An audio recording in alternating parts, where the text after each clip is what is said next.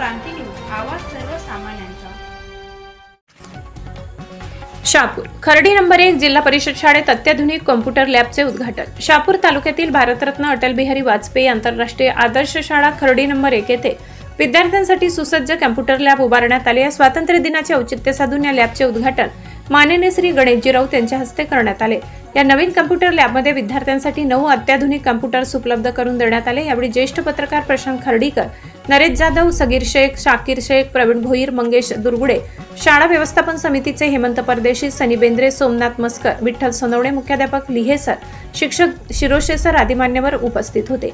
त्याचबरोबर शाळेत विद्यार्थ्यांसाठी अत्याधुनिक विज्ञान प्रयोगशाळा उभारण्याचे काम देखील युद्धपातळीवर सुरू असून लवकरच ती विद्यार्थ्यांच्या सेवेत दाखल होणार आहे। स्थानिकांच्या मते अशा सुविधा असलेली जिल्हा परिषद शाळा खरोखर आदर्श ठरत असून पालकांना आपल्या मुलांना येथे शिक्षण देण्याचा अभिमान वाटतो। महाराष्ट्र क्रांती न्यूज साठी प्रतिनिधी सगीर शेख, शहापूर।